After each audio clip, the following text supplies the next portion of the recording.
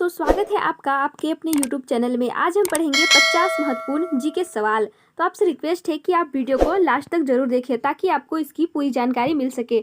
तो चलिए वीडियो को शुरू करते हैं। हमारा पहला सवाल है, चालुक्य शासक पुलकेशी द्वितीय के दरबारी कवि कौन थे? तो आपका ऑप्शन है कालिदास, बाणभट्ट, श्याम कीर्ति या फिर रवि कीर्ति। तो फ्रेंड्स, इसका सही जवाब क्या हो जाएगा? आपका सही जवाब हो जाएगा ऑप्शन नंबर 4, रवि कीर्ति।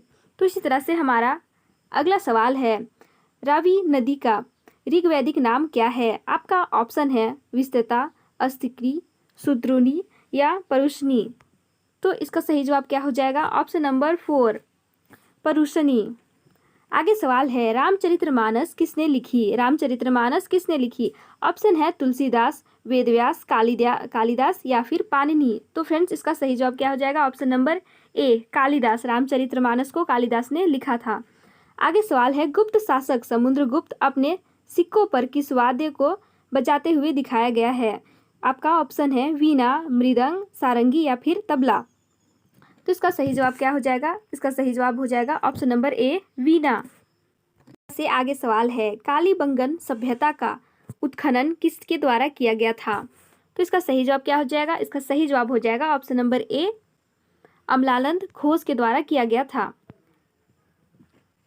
आगे सवाल है, प्रसिद्ध सांची स्तूप भारत के किस राज्य में स्थित है? सांची स्तूप किस राज्य में स्थित है? ऑप्शन है आंध्र प्रदेश, महाराष्ट्र, मध्य प्रदेश या फिर झारखंड। तो इसका सही जवाब क्या हो जाएगा? ऑप्शन नंबर 3, मध्य प्रदेश में ये स्थित है। आगे सवाल है, गौतम बुद्ध ने अपना पहला उपदेश कहाँ दिया था? तो गौतम बुद्ध ने अपना पहला उपदेश कहाँ दिया था? इन्होंने अपना पहला उपदेश दिया था सारनाथ में। आगे सवाल है, निम्नलिखित में से कौन सा जानवर मगध साम्राज्य के दौरान पहली बार युद्ध में इस्तेमाल किया गया था?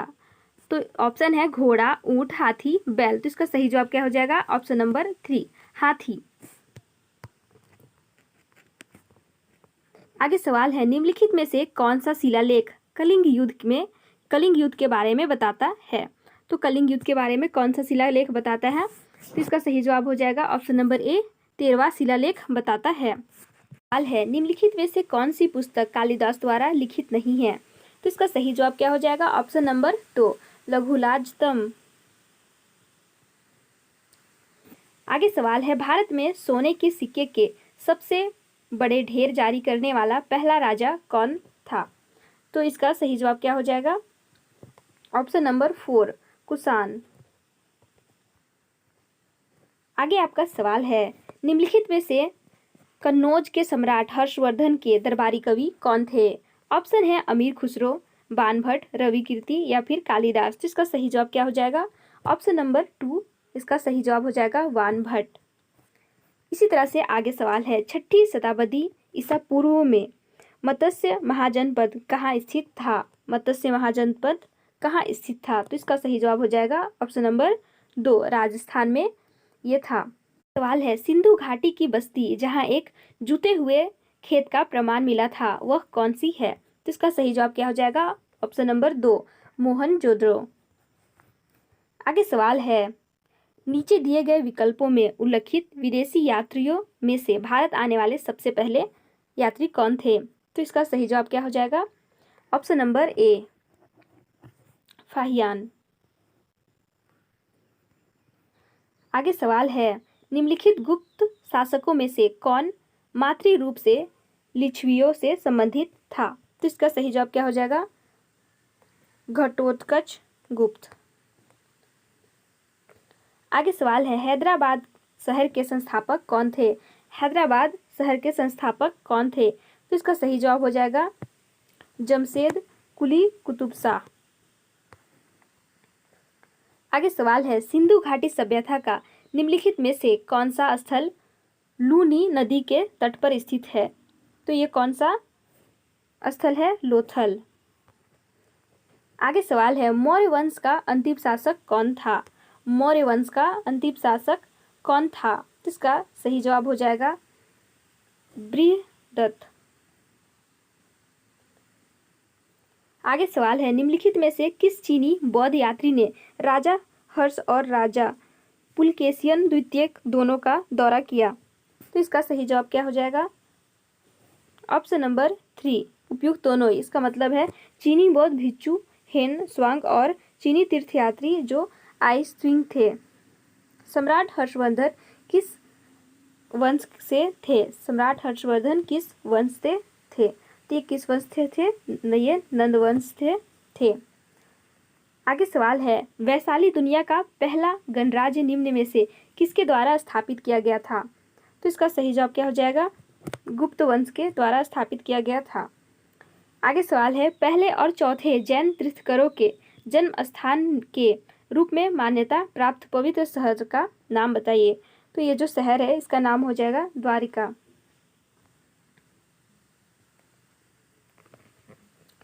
आगे सवाल है, ऋग्वेद में 1000 से अधिक भजन शामिल हैं, तो उन्हें क्या कहा जाता है? तो उन्हें क्या कहा जाता है? उन्हें सूक्त कहा जाता है।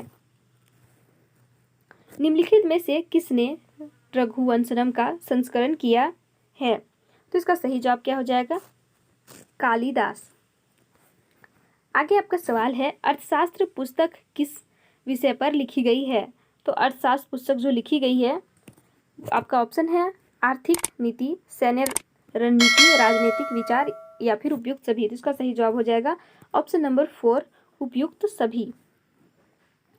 आगे सवाल है, पाल राजवंश का संस्थापक कौन था? तो पाल राजवंश का जो संस्थापक है वह है गोपाल। आगे सवाल है, निम्नलिखित प्राचीन यात्रियों में से कौन चंद्रगुप्त द्वितीय की अवधि के समकालीन थे? तो इसका सही जवाब क्या हो जाएगा? Option number 3 Fahien.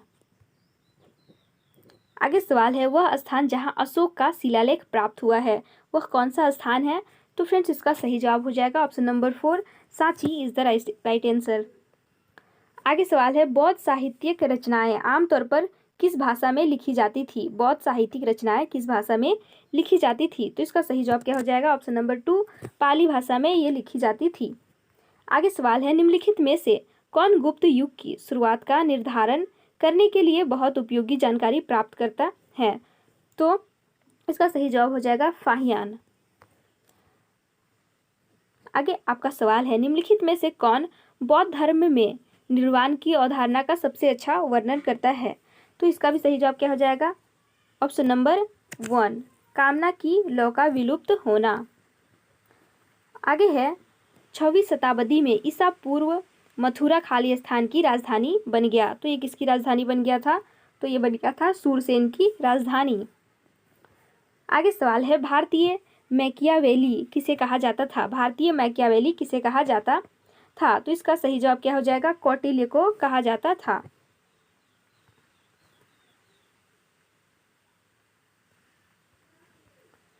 आगे सवाल है, अशोक के अधिकांश अभिलेखों में किस लिपि का प्रयोग किया गया है? अशोक के अधिकांश लेखों में किस लिपि का प्रयोग किया गया है? तो ये किया गया है ब्राह्मी लिपि का प्रयोग किया गया है।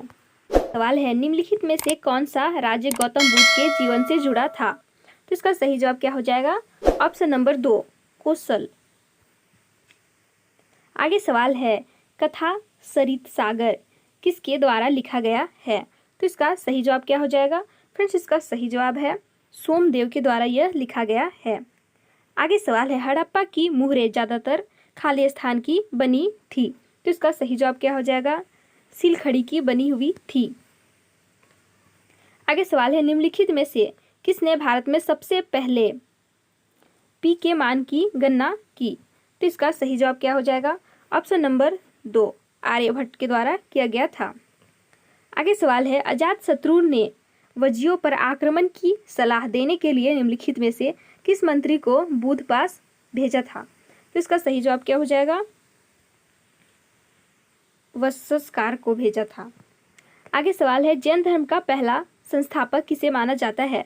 तो जैन धर्म का पहला संस्थापक किसे माना जाता है? ऋषभदेव को माना जाता है। आगे सवाल है, हड़प्पा सभ्यता के किस स्थान पर एक गोदाम मिला था? तो ये कहाँ मिला था? लोथल में मिला था। आगे है, निम्नलिखित में से कौन प्रतिहार वंश का सबसे महान शासक था? तो यह था नागभट्ट। आगे सवाल है, प्रयाग प्रशस्ति किसने लिखी? प्रयाग प्रशस्ति किसने लिखी? तो इसे लिखा था हरिसेन ने लिखा था। आगे है, जैन धर्म के अनुसार कितने पूर्वा थे? तो जैन धर्म के अनुसार कितने पूर्वा थे? 14 पूर्वा थे। आगे है बदामी चालुक्य वंश का संस्थापक कौन था? तो ये था पुलकेशिन। आगे सवाल है चाणक्य का दूसरा नाम क्या था? तो चाणक्य का दूसरा नाम था विष्णुगुप्त। हड़प्पा खाली स्थान द्वारा खोजा गया था? तो हड़प्पा खोजा गया था दयाराम साहनी के द्वारा। के लिए इतना ही। इसके आगे का इंपॉर्टेंट जीके क्वेश्चन हम अगले वीडियो में पढ़ेंगे। आप हर दिन ऐसे जीके क्वेश्चन पढ़ने के लिए चैनल को सब्सक्राइब कर लें। धन्यवाद।